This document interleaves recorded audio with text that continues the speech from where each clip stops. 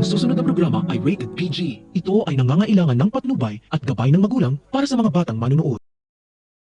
Hindi lubos akalain ni Charlene na muling magkukrus ang landas nila ng dati niyang kasamahan sa trabaho na si Adrian na alam niyang patay na patay sa kanya noon.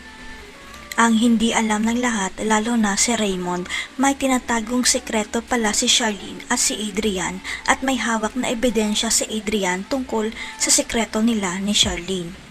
Alam ng lahat sa dating pinagtatrabahuhan ni Charlene na gagawin ang lahat ni Adrian para sa kanya hanggang sa nalasing si Charlene at may nangyari sa kanilang dalawa.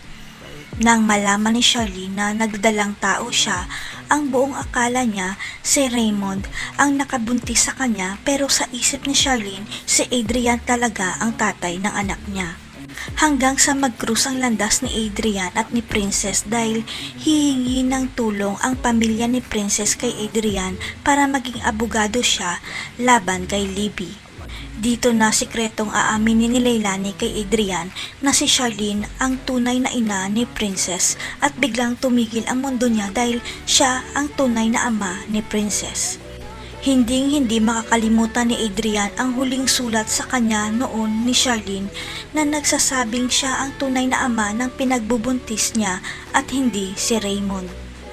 Kaya ipinapangako ni Adrian na gagawin niya ang lahat para malinis ang pangalan ni Princess at siya na rin ang magbubunyag kay Charlene na anak nilang dalawa si Princess. Totoo kayang si Adrian ang tunay na ama ni Princess o nagkamali lang si Charlene sa sulat? Makikipagbalikan kaya si Xavier kay Libby para iatras nito ang kaso kay Princess? Abangan.